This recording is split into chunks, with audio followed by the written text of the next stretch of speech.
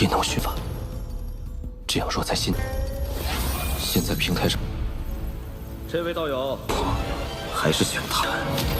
要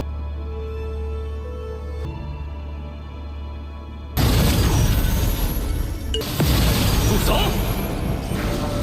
此人究竟什么来头？身中起定风，可光他这雷瓦，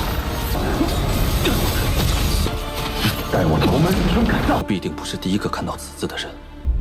此山存在已久，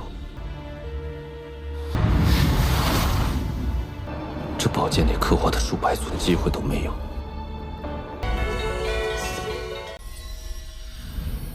Halo guys, welcome back to KD Universe. Mari kita lanjutkan Babang Wanglin. Mungkin agak telat karena ada sedikit urusan yang harus Mimi selesaikan dulu guys.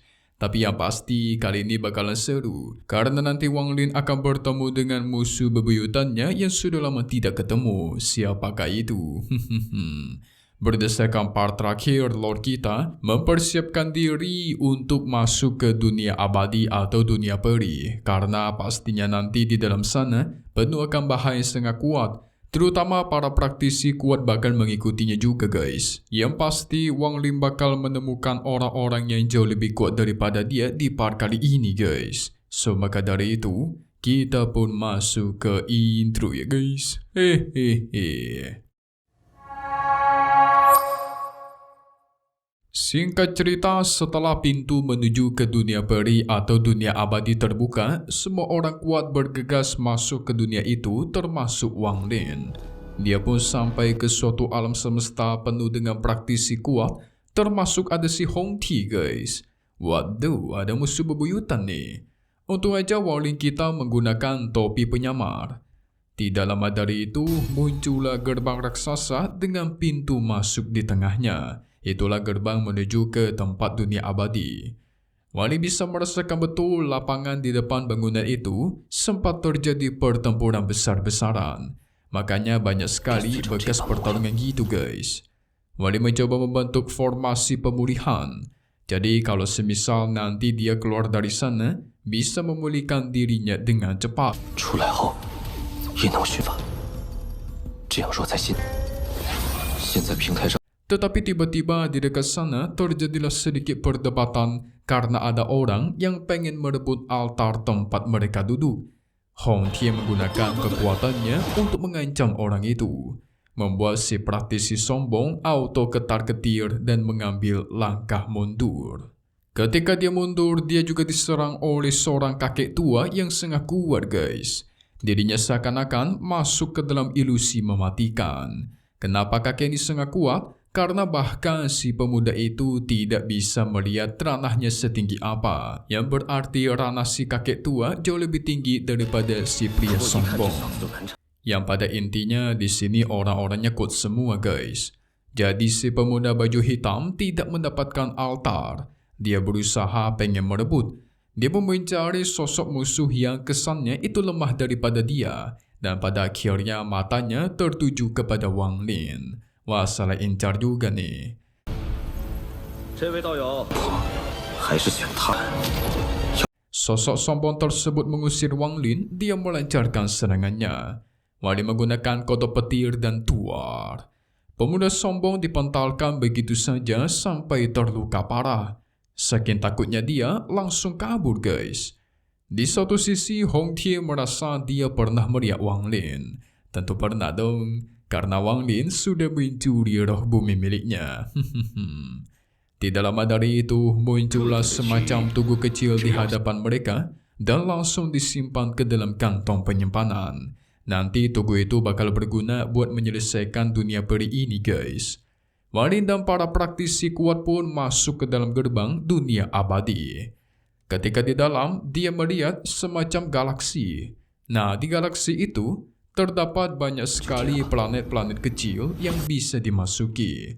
Wanglin pun memilih salah satu dunia kecil. Di sana ada sebuah istana yang sudah runtuh dan penuh dengan batu spiritual. Gak cuma itu, satu istananya itu dibangun oleh batu spiritual guys. Sayang sekali istana begitu megah dan kaya raya harus hancur begitu saja.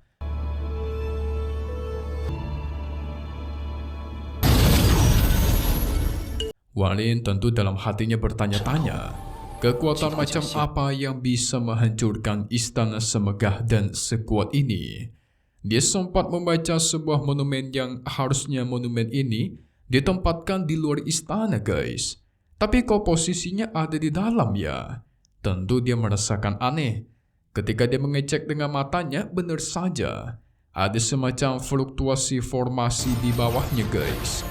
Segera dia mengangkat monumen itu dengan kekuatannya yang ternyata di bawah monumen itu ada semacam formasi yang terbentuk dari energi jiwa.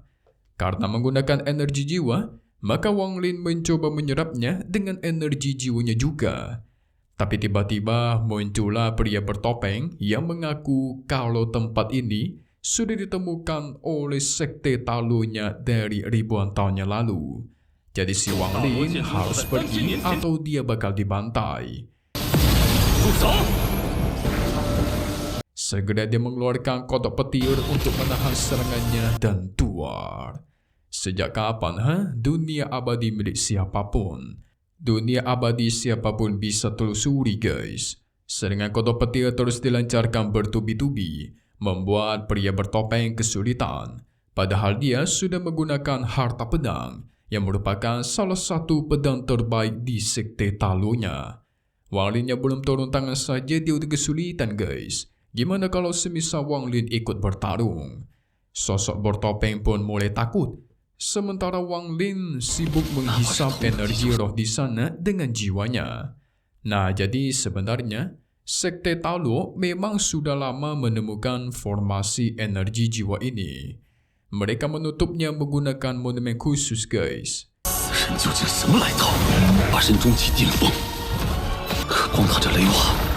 Jadi setiap berapa lama sekali sekte Talu bakalan datang untuk mengambil energi jiwa itu sedikit demi sedikit. Tapi sedari dulu tempat ini tuh nggak ada aturan, guys. Ini milik siapa, ini milik siapa. Jadi kalau Wang Lin pengen mengambilnya juga terserah dia dong. Sehingga bebas gitulah. Dia pun mendapatkan semacam batu kristal ungu dari formasi itu yang penuh dengan energi jiwa. Ini harta super langka nih. Pria bertopeng tidak ada pilihan selain menggunakan seluruh kekuatannya untuk menghabisi Wang Lin. Sosok raksasa dikeluarkan dan tua. Kodok petir berusaha bertahan, adu kekuatan pun terjadi. Pria bertopeng sadar dia tidak mampu pun memilih kabur dari sana untuk memanggil seniornya. Tentu tidak Wang Lin biarkan pergi begitu saja, bendera terlarang pun digunakan dan tuar. Secara cepat dia mengejar pria bertopeng. Sang pria bertopeng berusaha kabur menggunakan area teleportasi. Wang Lin menghancurkan batu spiritualnya supaya gagal, guys. Setelah gagal, langsung dia kurung dengan lonceng raksasa. Dia yang berusaha keluar dari sana, tetapi nyatanya sia-sia saja. Wang Lin alirkan gas beracun dari tangannya. Yes, lonceng ini adalah harta dari praktisi zaman kuno yang bisa memurnikan jiwa praktisi lain. Pria bertopeng terus memohon ampun, tetapi sayang, guys. Wang Lin menghabisinya dan dia jebak di dalam lonceng. Mungkin membutuhkan waktu beberapa hari untuk memurnikan jiwa ini. Jiwa yang cukup bagus, belum lagi tas penyimpanan miliknya yang dia simpan itu penuh dengan harta yang cukup bagus. Yang paling menarik sih pedang merah miliknya, guys. Digadang-gadang juga sebagai salah satu pedang terbaik dari sekte Talu. Pasti kuat tuh kalau Wang Lin gunakan. Singkat cerita, Wang Lin melanjutkan perjalanannya. Sayang sekali banyak benda di sana yang ketika disentuh itu langsung hancur. Karena sudah terlalu tua dan hancur, guys. Tetapi dia menemukan semacam goa raksasa yang tertanam formasi. Dia pun masuk ke dalam. Untungnya di dalam masih banyak energi yang bisa Wang Lin serap untuk memperkuat diri. Penyerapan terus terjadi. Sungguh berkah si Wang Lin datang ke sini, guys, dapat banyak barang. Tetapi dia melihat ada semacam tulisan hitam raksasa gitu di luar. Tulisan sebesar itu pasti ada orang lain yang pernah datang ke sini. Pertanyaannya itu siapa, guys? Kalau semisal para leluhur kuat dari zaman kuno, Wang Lin pasti nggak bakal mampu melawannya. Jadi dia memutuskan untuk pergi saja dari sana. Cari aman katanya. 我必定不是第一个看到此字的人。此山存在已久。 Singkat cerita, 3 hari sudah tiba. Jiwa sang pria bertopeng sudah berhasil dimurnikan. Dan ketika tas penyimpanan Ciangkunnya dibuka, banyak sekali batu spiritual dan harta langka. Tapi ternyata dia masih hidup guys, bersembunyi di dalam pedang merahnya. Segera pedang merahnya pun aktif dan mengeluarkan dirinya. Tapi sayang, Wang Lin menyadarinya pun langsung membantainya di tempat. Sedari awal, Wang Lin sudah sadar dia bakal melakukan serangan pengejut seperti itu. Pedang merah ini kelihatan juga sangat kuat, mungkin akan sangat berguna nanti. Dia pun mendengar pengumuman dari ketua sekte Talu dari token pengumuman. 这宝剑内刻画的数百组的机会都没有。 Nah, di token itu menunjukkan 37 dunia abadi yang ditemukan oleh sekte Talu. Dengan token pengumuman ini, Wang Lin bisa membuka formasi teleportasi untuk pergi ke salah satu dunia di sana sesuka hati. Wah, enak juga dong. Wang Lin pun memilih salah satu dunia, tempatnya seperti padang pasir yang sudah tidak ada apa-apa guys. Tempatnya udah hancur lebur, satu istana pun tidak ada. Tapi baru asyik berjalan, dia mendengar ada suara orang lain. Ternyata itu adalah sekumpulan wanita yang memancarkan energi emas. Sepertinya mereka adalah para makhluk immortal atau makhluk abadi. Tetapi Wang Lin tidak merasakan ada kehidupan dari mereka, yang berarti mereka ini cumalah ilusi. Dan benar aja Wang Lin melihat semacam ilusi yang begitu indah.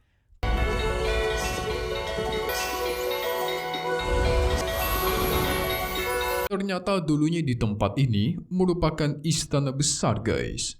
Istana yang begitu megah dan indah, sangat hidup malah. Makhluk abadi dulu tinggal di sini dengan sangat damai. Waring ketika berkeliling, dia melihat keindahan dari tempat ini. Semua orang juga kelihatan cukup senang. Minum-minum, bercandaria, tertawa satu sama lain. Hidup yang begitu santai dan begitu nikmat. Sumber kehidupan di sini sangat luar biasa. Seakan-akan kekuatan langit dan bumi bisa dikendalikan sesuka hati. Ya, kayak dunia keajaiban gitulah guys. Tetapi apa yang membuat dunia ini bisa hancur ya? Tiba-tiba muncullah semacam serangan tapak raksasa dari atas langit yang besarnya bukan main. Semua orang di situ pun mencoba menahannya guys.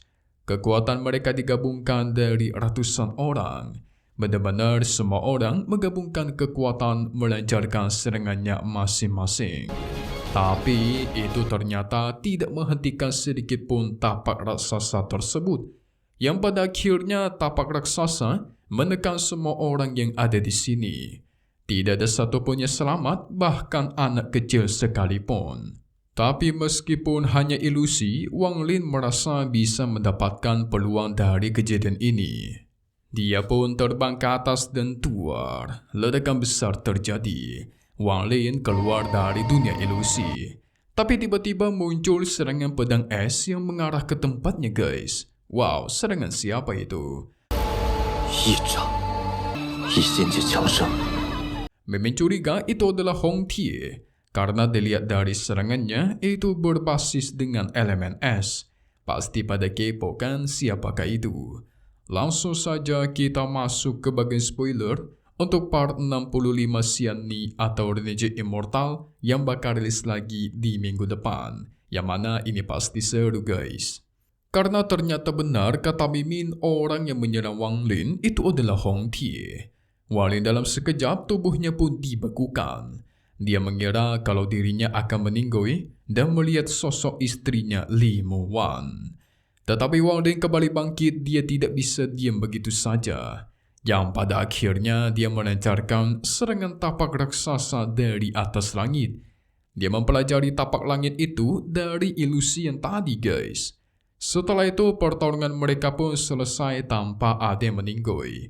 Entah siapa yang kabur. Yang pasti Wang Lin nanti akan mengikuti para murid sekte Talu untuk mencari peluang.